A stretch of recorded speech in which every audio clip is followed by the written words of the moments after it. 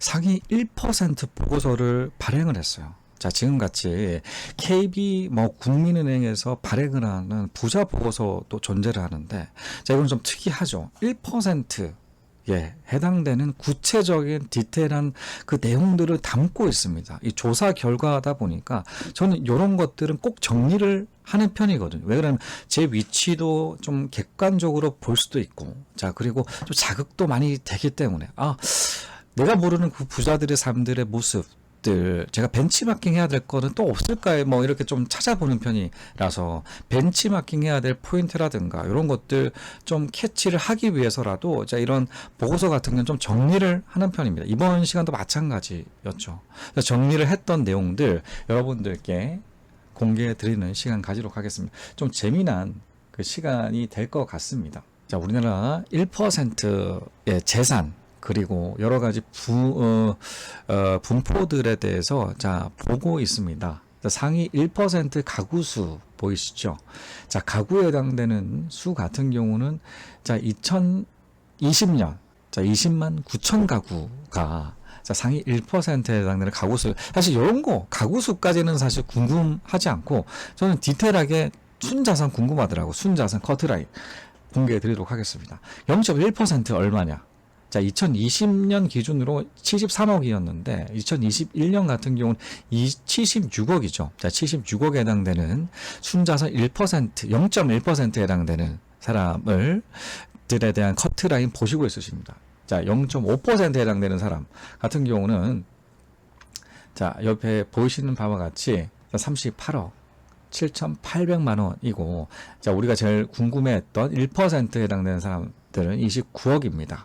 자, 29억 2,010만 원에 해당되는 순자산 1%의 자산 보셨습니다. 여러분이 생각하는 그 1% 자산 높다고, 많다고 생각 드시나요? 아니면 작다고 생각 드시나요?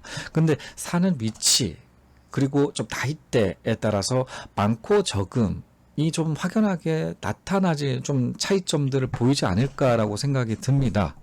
예를 들어서 서울 수도권에 살고 있으신 분들 같은 경우는 본인이 거주하고 있는 아파트 10억 이상이 되는 그 아파트 거주한다라고 하면 순자산 뻥 뛰지 않겠습니까? 그리고 나이대가 50대, 60대 같은 경우는 이제 가장 많은 자산들을 보유하고 있는 그 시기이고, 많이 살으셨고 하다 보니까 축적한 자산들이 많기 때문에 상당하게 많은 금액들을 순자산으로 보유하고 있기 때문에 나이에 따라서 조금 더 높다거나 좀 작다거나 그런 것들 보실 수가 있고, 이 평균적인 금액들 역시도 보실 수가 있습니다. 서울 수도권 산다고 하면 조금 생각보다 1% 너무 작다라고 느끼실 수도 있죠.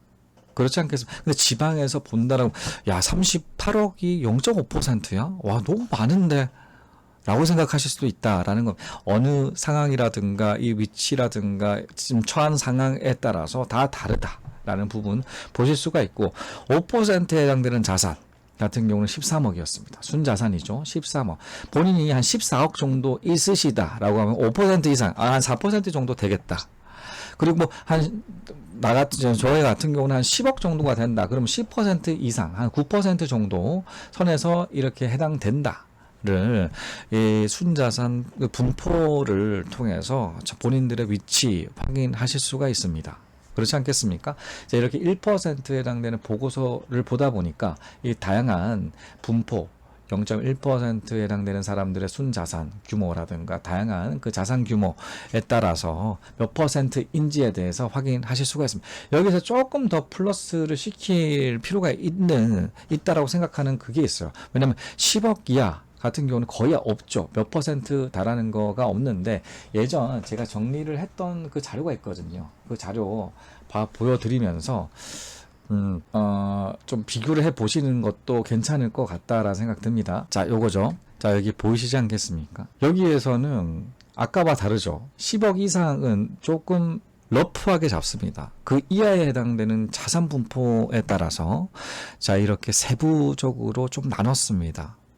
보이시죠?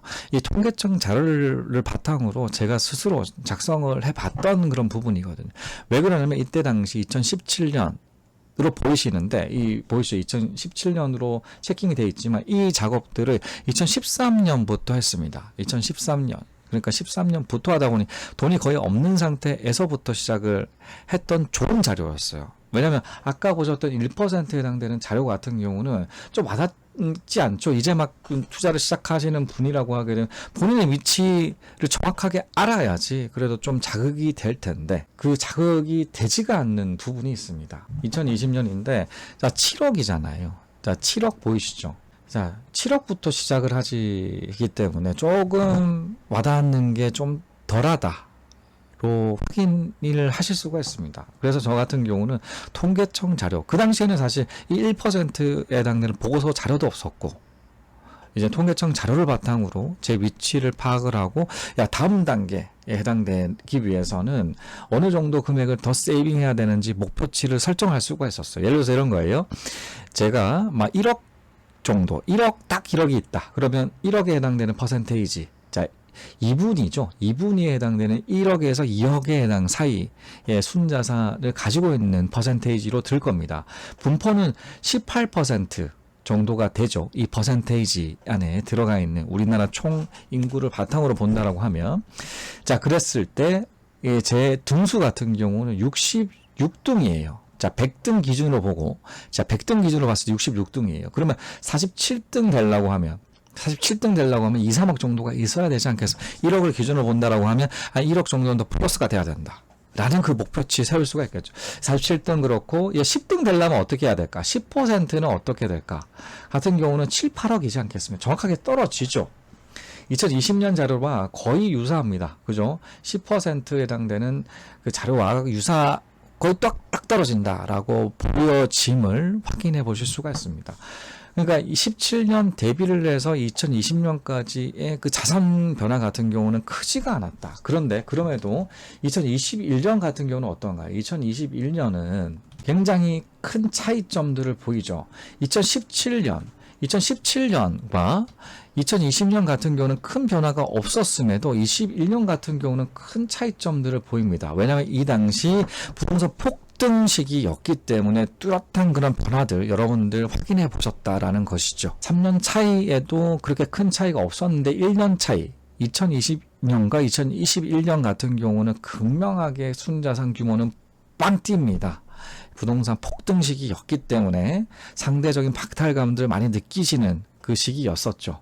그런데 다시 한번 2022년 같은 경우는 이제 급락하는 그 부동산 흐름으로 다시 이제 2017년과 2020년 그 사이쯤으로 조금 떨어지지 않을까라는 생각이 듭니다. 순자산 규모가. 여기 보신다라고 하더라도 자, 10등 그리고 이제 7등 보이시죠?